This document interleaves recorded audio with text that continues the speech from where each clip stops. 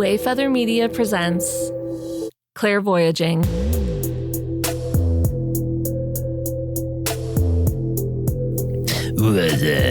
Oh no. Wow, that was very unexpected. Let's keep it. Hey, babe. Hi. How are you? Fine, how are you? Cool. I just got back from a trip to New Orleans and for my buddy Mitch's bachelor party. We both went to New Orleans in the last month. Yeah, for different reasons. Yeah. And I had I think I might do my own solo episode just talking about my experience because that's a special place. Yeah. Yeah. It's a wild city. Yeah. I kind of can't stop talking about it. Every time someone's asked me, I'm like, I start from the beginning again. Yeah. So yeah. I'm still feeling it. I'm feeling good. I like it. Yeah. I like your story. Thanks. I like your experience. Maybe everybody else will. We'll stop talking about something that no one else can hear about right now. Yeah. Okay. What's new? Well, I wanted to see, hey, listener, if you can leave a little review, if you like our show and you want to leave a little review on Spotify or Apple Podcasts, we'd love it. It helps bring more listeners to Clairvoyaging and it would be helpful. Also, you could share it on whatever social media you prefer, right? What a shill. Me. Listen, I'm doing what I can. Hey, have you heard of this new body lotion? What? I'm selling it. No. Good Lord. Lauren. Isn't that what a shill is? Someone who just works for. Yeah, we're asking people to push for us. Yeah. That's okay. Also, there's a pretty significant part of Lauren and I's intention moving forward where I think we want to do this or something related to this kind of as our career. I don't know what that looks like yet. Yeah. So listen, if you want to do that, then you have to put it out into the universe. That's what this whole entire thing is about. Normalizing this other realm and normalizing, I don't know, reaching out into whatever else is out there and saying, help me. Strong intentions. No, not help, but this is happening. Please help. I'm just. All right. We got a cool episode. We do. And I think it's going to be a two-parter. We've got a great guest. Great guest. The good Reverend William Meyer. William Meyer is a channeler, podcaster, angel advisor, healer, intuitive, and he's got a smile that can light up a room. Yeah. He just immediately, we were all, the three of us, we were like, we're friends already. We just met and we are friends. Yeah. He's a kind gent. Yeah. And man, what a blast. He talks about all kinds of things. We talk about a lot about intuitive, following your intuition and, getting yourself to the next level of if you're on a spiritual journey and some really good advice in there. Yeah. We enjoyed him. We hope you do too. Yeah. Let's party with William. Thank you for joining us, William. Do you like to go by Reverend William Meyer? Only the most formal names whenever possible. Listen, I've been referring to you as the good Reverend already, so. It's like we're already close friends. It's funny. No, William is fine. Okay. I've been called a lot of names, and I've said it before on another podcast where it's names to me these days. It doesn't really matter to me. I chose William. I went through this whole rebirth process a little while ago, and I used to be called Billy. My family used to call me Billy, and then sometimes I went by Bill. But it's as part of that rebirth, it's William. So that's awesome. Cool. That's great. Mm-hmm. Okay, so William, tell us a little bit about yourself and how you found this path. I like to refer to how we go about this spiritual journey because we are spiritual beings living a human experience. So I like to refer to it as the conscious spiritual path. Being mindful and conscious about how you're navigating through your process of learning and growing, because I believe that is why we're here on this earth, is to learn and grow and expand as souls, as spirits. So for me, how I got into that is, even as a child, I really had this connection that would always intrigue me. There would be these super impactful moments where I would just be doing the most random things. I was driving in the car with my mom. I was 14 years old. And out of nowhere, I just had the most interesting feeling wash over me. And it's this feeling, it's like a very, very intense deja vu, but it was the most intense, one of the most intense spiritual experiences I've ever had in this life. And for me, when I talk about it, I say that it's a remembrance of our true consciousness, like what our true nature is. And so I've kind of always had that connection, or like the cord, if you want to call it that, that's allowed me to tap in. But my conscious journey didn't really start for me until about 2 years ago. And what spurred that on is, so of course I grew up on Long Island, New York. Been working in technology and computers ever since, even before I started college, because I knew that I wanted my career path to be like that. I was always good with computers and technology. So going through college and graduated college and working full time in a help desk scenario, and started dating this person, and they happened to be a psychic. And I was like, oh, my mom and I have always been interested in like psychics and spirituality. Like we were always interested by it, but we never like let it become a large portion of our day to day of our lives. So it was just always like this interesting thing. And I ended up dating her for just under a year. But the second month I knew her, she had a very good friend who is very spiritually gifted. And he had a conversation with me one day over text. He's like, and then I called him. He said, you have spiritual gifts. You have these abilities. You're psychic. And I was like, what? Like, wait a minute. What are you talking about? And that was the eye-opening moment. This was literally like midnight or something, like a quarter to midnight, whatever it was. And I talked to him on the phone for like probably an hour and a half, just trying to, because I knew like that connection for me was always there. And it was something that I never really dove into until that moment. And then from there on, like I literally in the middle of the night woke my mom up out of bed just to tell her like all of this amazing stuff that I was learning about myself. It was that impactful to me. Wow. So that whole year, this was about 2 years ago now.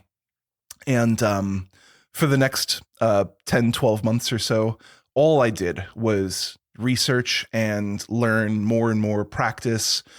The thing that really started to catch my eye is a concept called Christ consciousness, which to someone that is only somewhat familiar with some spiritual concepts, it doesn't mean Jesus Christ, because sometimes there's sort of a connotation with that. But Christ consciousness is essentially the recognition of your own pure spiritual essence.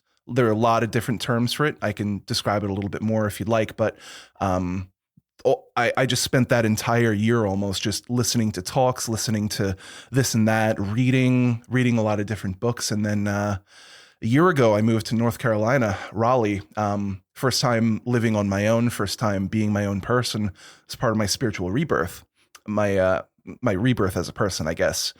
But I moved in here, really like I started doing all the Reiki certifications, the healing things. I had a small little space down here so I can work with clients, and it all has just been snowballing and accelerating for me this past year. And I'm doing my own podcast now. I do one-on-one sessions, remote and in person. It's really beautiful when I look back on it, but it's a lot of things that happened in a short period of time. But I always attribute it to, I've always had this connection. All of this for me hasn't been new per se. It's never felt brand new.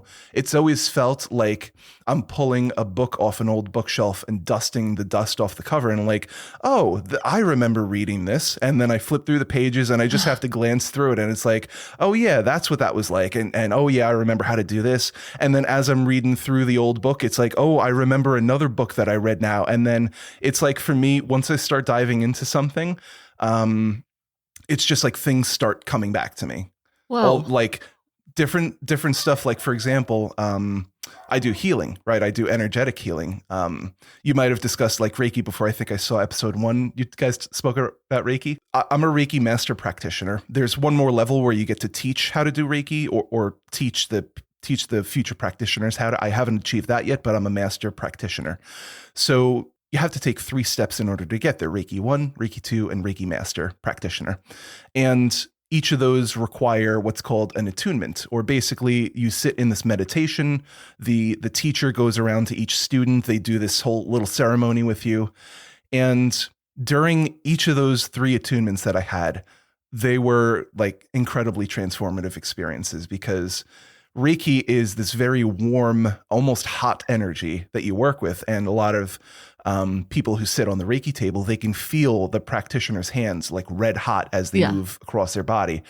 So as I was sitting in the very first, the Reiki 1 attunement, all the way in the very beginning of this year in January, I'm like, oh my God, I feel like I'm sitting in 100-degree weather, 130-degree weather in the middle of the Sahara Desert, being blasted by space heaters 360 degrees around me. Oh my gosh. People were looking at me. I'm showing them the back of my hair is dripping wet. Oh my gosh. Just from sitting in a regular room temperature, it was crazy. Yeah. So it gets really, I did the Reiki training a couple weeks ago, and the room gets super warm, because like the energy is just like in there. Yeah. So like, that's the thing that, okay, if I was going to be a skeptic about it, that's one of the things that I could never argue is like, I am clearly dripping wet with sweat. And, but no, like these experiences, these transformative experiences that I've had in these attunements, and like, as I'm doing this healing work, it's like stuff just pops into my head, and it feels like I'm remembering something from like my early childhood. But that's what past life remembrances to me feel like, is I've had visions and like all of this and that feel like it's like 20 something years ago, but none of the visions I get are from the modern time. It's all from like the Great Pyramids, little stone and wood huts, and like the dresses and clothes that people wore. It's not what we wear today, but it feels like a memory. Feels exactly like a memory. So these happen during like a meditation or something, or just do they start popping out of nowhere now? Yeah, most of the time they're triggered by something. So the attunements, the meditations, that's one of the big triggers for me. Yeah. It's like I'll be in the attunement or in the or even doing healing. That's another thing that triggers these things is if I'm like in a moment tapped in, like I'm doing a reading for someone, or like, I'm talking with my mom about spirituality or whatever. If I'm tapped in, there's a greater potential for a memory to flow in or to be triggered. So the attunements especially were a big trigger for those. And they also flow in like a week or 2 after the attunements, because it's a heightened state of vibration that it's almost like when you ring a bell, the bell doesn't immediately silence. It keeps ringing for a little bit. So that's what it feels like to me. And then with the energy healing that I do, I was doing remote healing for a few family members recently. And I know what they teach you, and I wasn't doing what they taught you. It was like, okay, you're taking the stuff that they taught you, and I don't want to compare it to like where it is on a skill level or whatever, but I'm going to say it's at the ground level, and I'm using that as a jumping off point, and I'm combining like there's some I call it sacred tones or tonality that I use with my voice, and the way that my mouth is shaped in order to move and shift the energy around. Like, for example, if something is if there's an energetic manifestation in the physical body that needs to be worked with in an energy healing, then sometimes the way that the vocal cords and like your mouth and the tone that's made from the practitioner, it helps to move that energy around and lift it up in a certain way. I was doing that. I was combining breath work with my healing. And this is all stuff that they don't teach you, at least in what I learned here. And so, and it's not like it doesn't make sense. Like this stuff, not only could I not make it up, but it works. I feel it working. I feel like when you're doing this energy work, you've probably heard of spiritual chills before, but it's like your entire body just becomes a sensitive nerve ending, and you can feel when things are working the correct way for the situation. So it's like my entire body was just, yes, yes, yes. Oh my God, I'm remembering everything. That's amazing. I'm really glad that you brought up, because this is something I've been wanting to mention to you, Lauren, taking the lessons that you've learned in your practices, but then also integrating some of your own intuitive I don't know what you want to call it. I guess your intuitive knowledge of what else you should do. Because before Lauren got into Reiki, she always used to, like, if I didn't feel good, I'd be like, babe, can you put your hands on my tummy? I don't feel so great.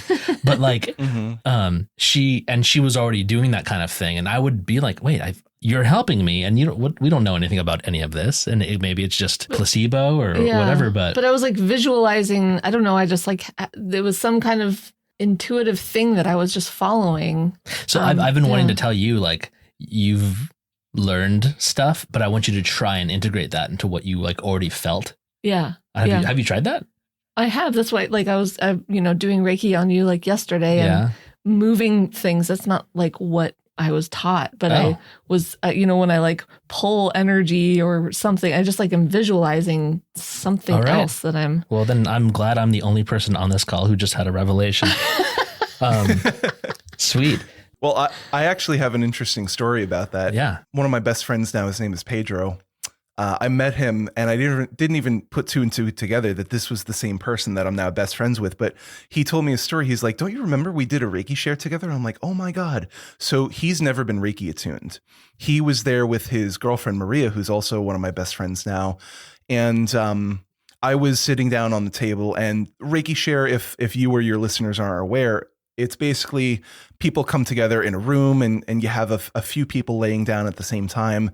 And it's like you have multiple people doing Reiki on that person lying down at the same time. Oh, that sounds cool. intense. In a shorter, it's like condensed. It's a shorter period of time because typically Reiki sessions are anywhere from 30 to 60 minutes or as needed.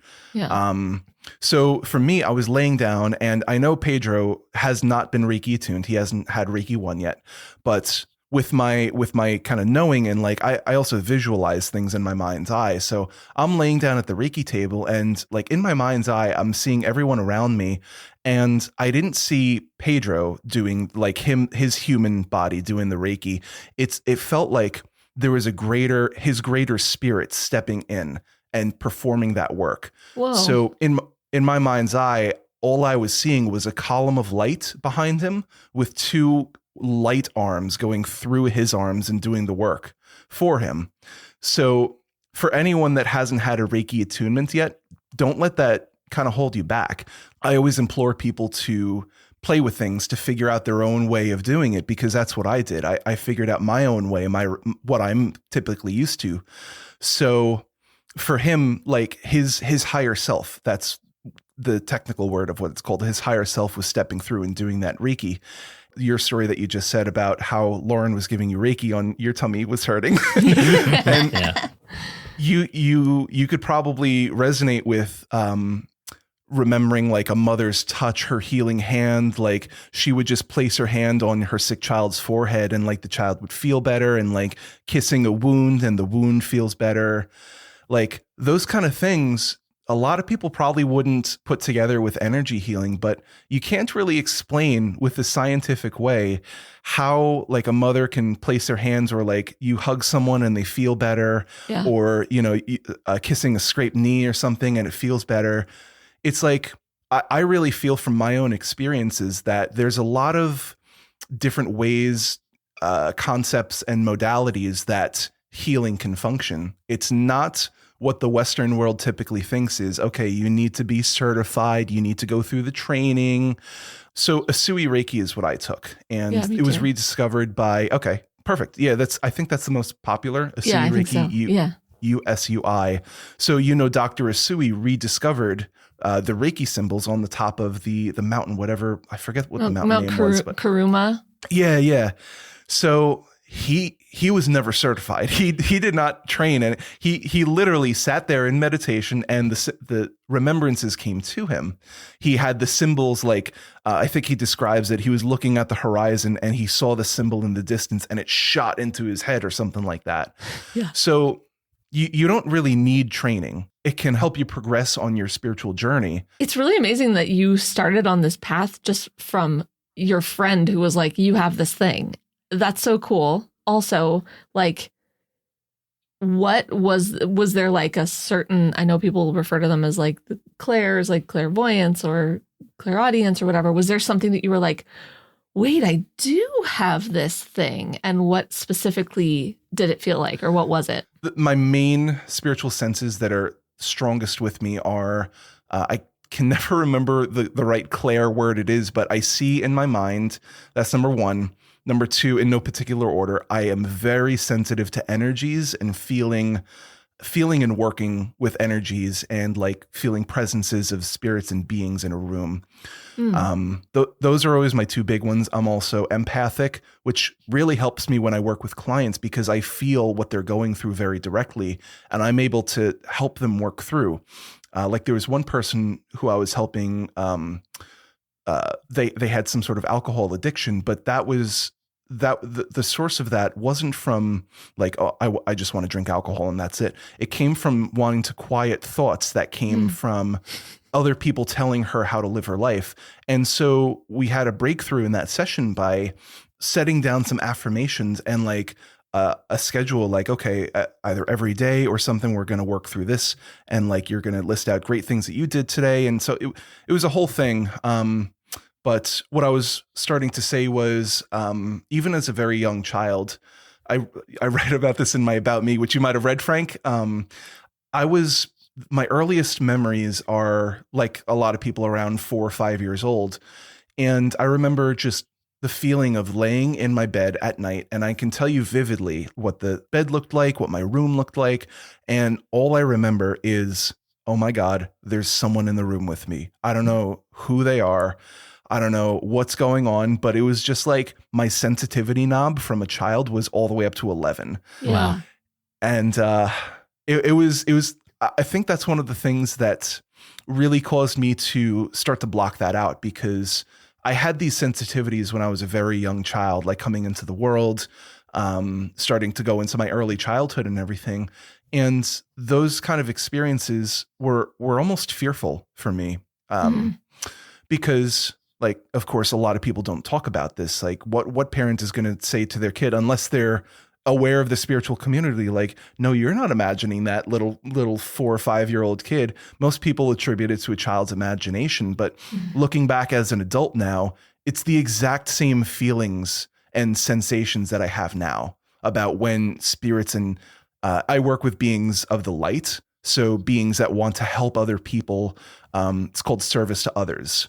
So those beings are typically like your archangels, your angels, your ascended masters, spirit teams that are working with you, guardian angels, all of these beautiful beings. I call them entities sometimes. Some people think of entities as a negative word, but I also don't box myself in with any of my spiritual abilities. Like I hesitate to call myself something because when you say, oh, you're a psychic, you're a clairvoyant, then it's almost like you're saying, and that's all you could be. We just spoke recently with Carolyn Swift Jones, and she was talking about, she's very specific about labeling, and I should say not doing it, because I assume for that reason. She says it's all part of like the same spectrum. It's just where your particular talents lie in that moment, and it could change later. Yeah. Because you don't want to limit yourself or just, put yourself in that box. And if you're still trying to like grow and evolve spiritually,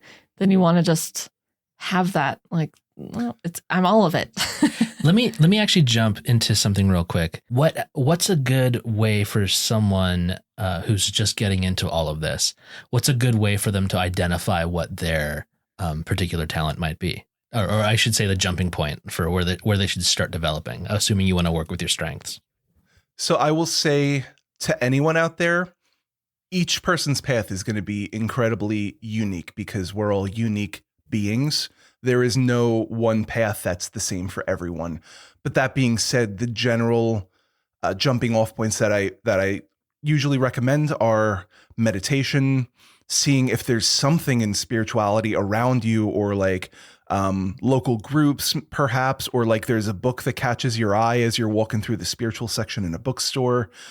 Maybe even going to a local metaphysical shop or two and perusing around and just see what catches your eye. Because from my journey, all of like, even though I had a very clear point in my life where someone was telling me that I had the gifts, every point from there onwards was led by my own intuition. So it was literally me seeing what kind of caught my eye. And looking back on it, those tiny little moments that I wouldn't even think twice about, those were the huge moments that have guided me on my journey to all these little, I like to think of it as stepping stones, right? So imagine you're in a field and there's millions of stepping stones in front of you, and there's a light all the way across the field. The light represents your point of being awakened, your point of seeing what the world and what the universe is really like. And so you can jump on any number of stepping stones in front of you, but you know that whatever path you choose, you're going to get to the other side.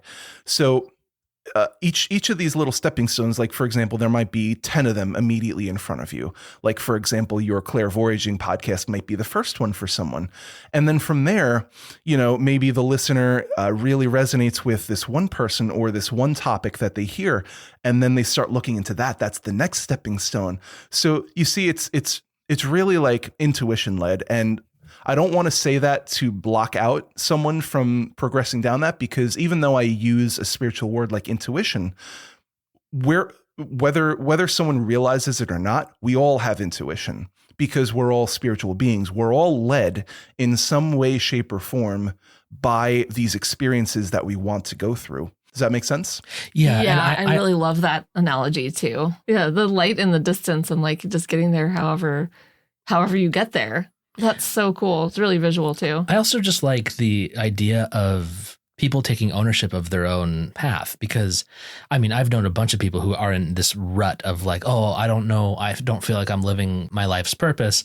I need someone to tell me what that is. And then once you're in that hole of looking for outside resources, you can be in there for the rest of your life.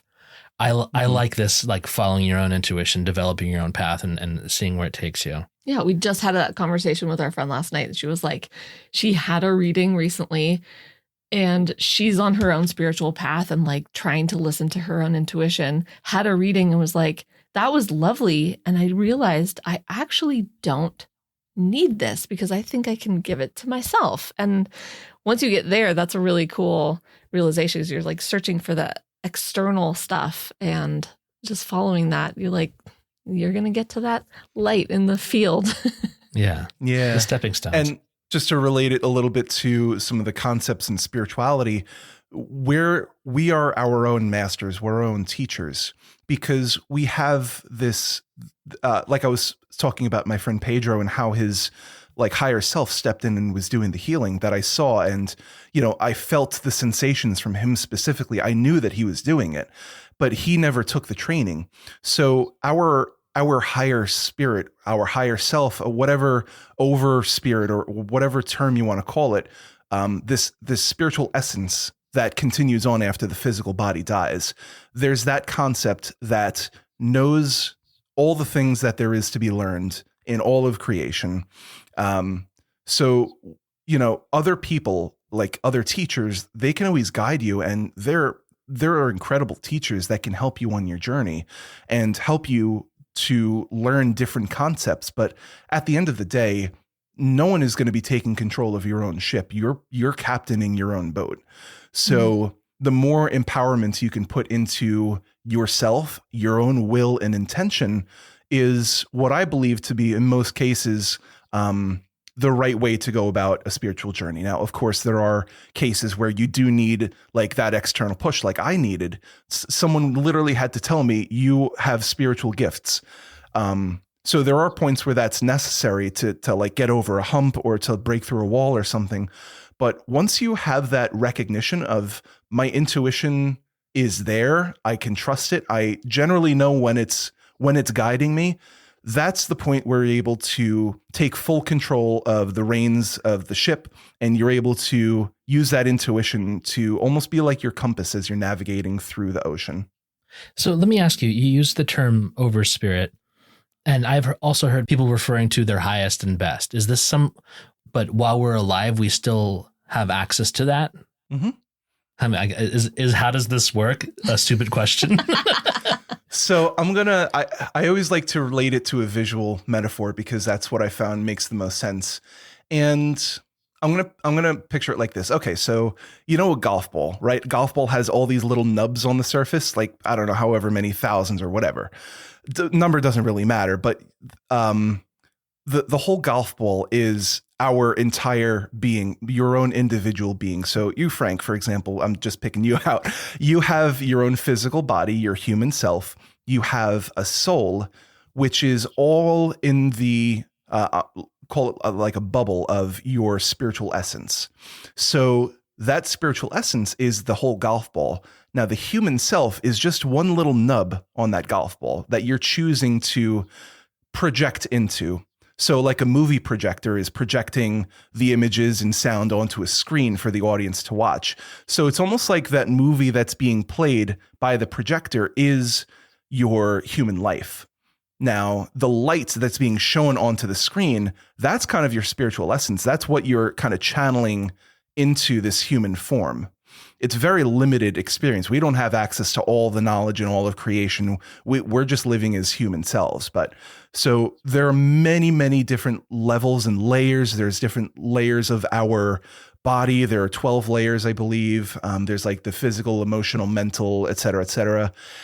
But it all has like this core consciousness or like this pure spiritual essence that I've mentioned before that literally never changes. That's the one part of us that's always constant. Everything else kind of changes and shifts and flows. Like we age in our human bodies, we learn and grow, we shift our energetic bodies in different ways, but there's always that core that never changes. So working with that metaphor of like the projector, obviously the movie that's playing is the most interesting and noticeable part. Why are we so blind to all the mechanisms that make that work? And especially if like we want to be more open to it, or is it just the condition of us being here? There are two big reasons. Number one, you're not supposed to know in this life, or number Right. two, you haven't gotten to that point yet. Got it.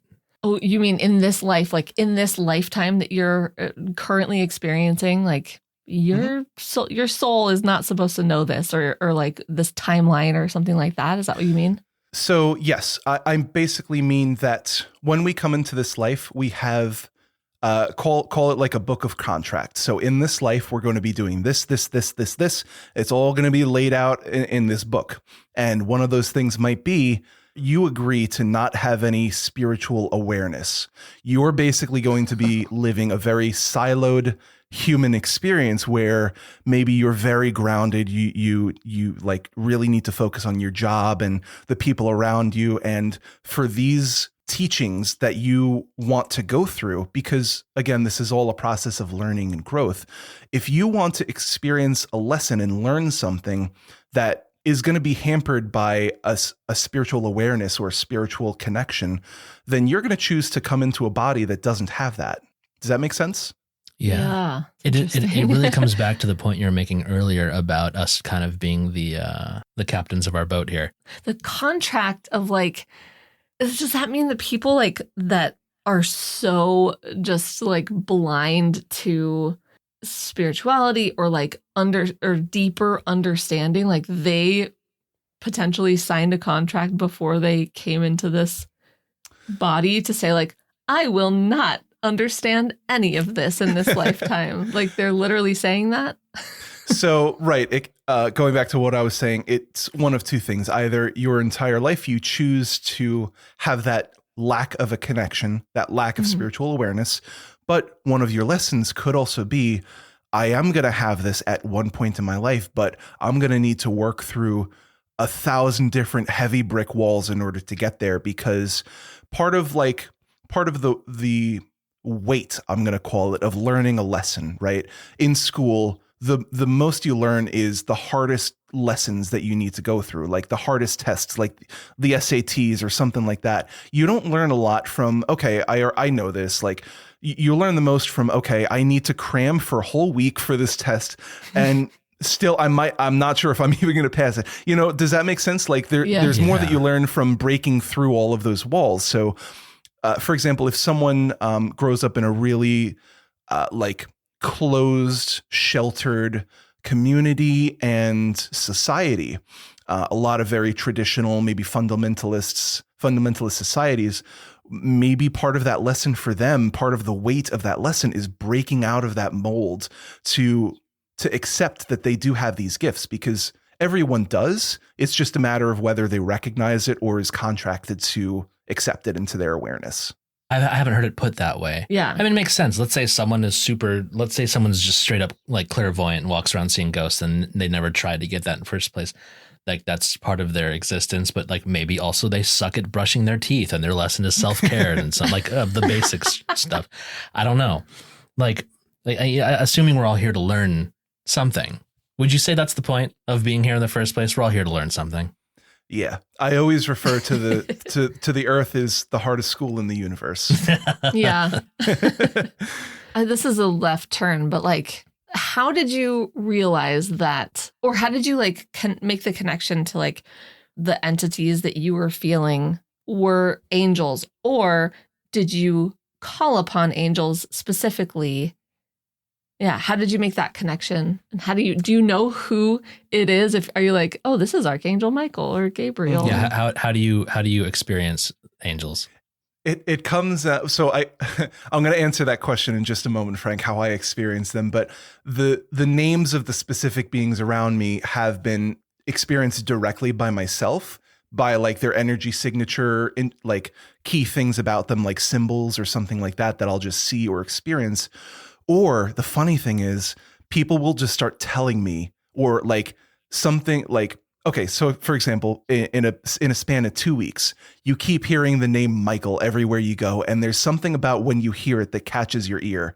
Like it's not like you could just be walking past a conversation and you hear the word Michael and it keeps happening. So that's one way that you can kind of sense who's around you. If you're sensitive to energies and spirits that are like in the room with you in your energy field, you could see them, you can kind of sense them. So, and you could also experience them in dreams. I had a dream about a year ago, or maybe about 6 months ago, I would say, where I was in my childhood home in the backyard. And you ever see the biblically accurate angels? How it's like the rings with the eyes on them and the wings? Straight metal, dude. Yeah.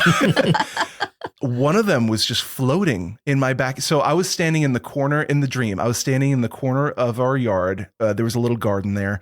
And I was looking. I could tell you vividly exactly how I was standing and what the angel looked like. But it was about 12 to 14 feet tall. It was hovering about 3 feet off the ground.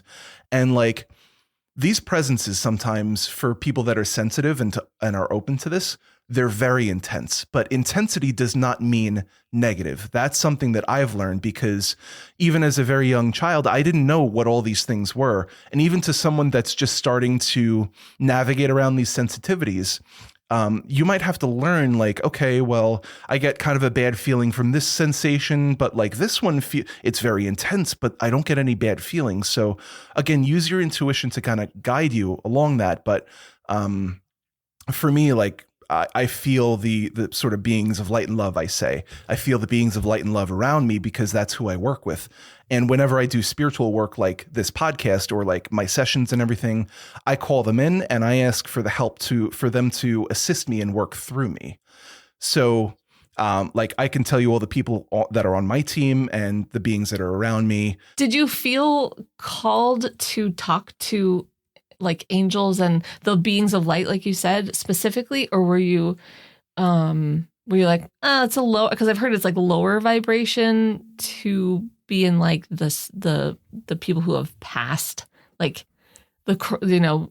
people who have crossed over, like to be in that, it's a little lower vibration. So that was a messy question, but I kind of understand what you say. So I'm going to answer this in two parts. So number one, the kind of past ancestors that probably is most common among the spiritual field, like with psychics and mediums and everything. There's two different ways that you can think about that, because when a medium channels an ancestor, most of the time they're channeling the soul. Now, the soul is the portion that's more closely related to these physical human experiences.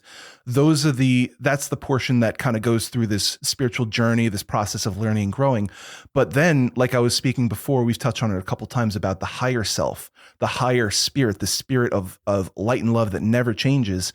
You can speak directly in touch with that as well, where if you just take Frank, I'm going to pick on you again. You have a soul that's working through these experiences, but you also have a higher self that already is at the place of you have learned, you have grown, you are at that final destination.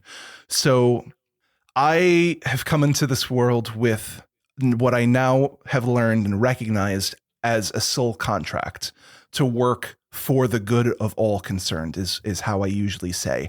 So by that, I mean service to humanity, service to the spirits and beings that are incarnating now as human forms.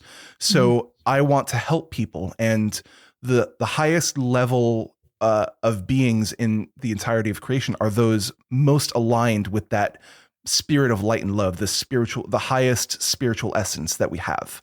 So in our journey of learning and growth, a soul goes along all these different experiences and things. And really what we're trying to go through is to learn all that we need to learn in order to gain that final sense of awareness of your spiritual essence. That's what the Christ consciousness is, that recognition of our own divine spiritual essence.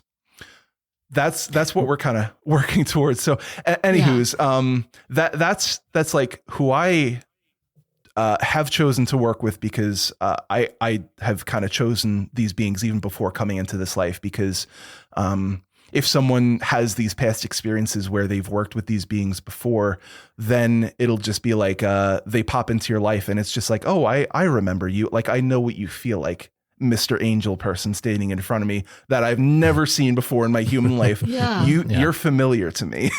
Can I have you one more time give me a definition of Christ consciousness? Because you had mentioned earlier it's unrelated to Jesus, and it made me remember, oh yeah, Christ isn't his surname. Like, it was more of Nazareth or something. So I would say a good definition of Christ consciousness is a self-recognition of your own divine spiritual essence. A self-recognition of your own divine spiritual essence. Okay. Wow. And that's also one of the nubs on the golf ball. I would or say is it that the totality of the nub, every nub? Every nub.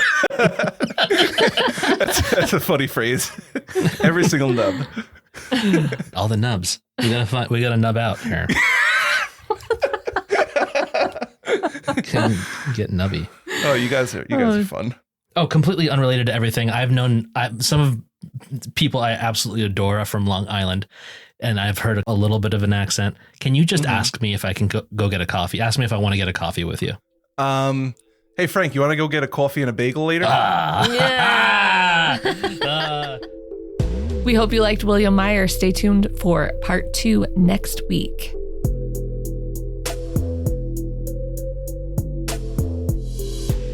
Thank you for listening. Visit www.clairvoyaging.com for show notes, merch, or just to say hi.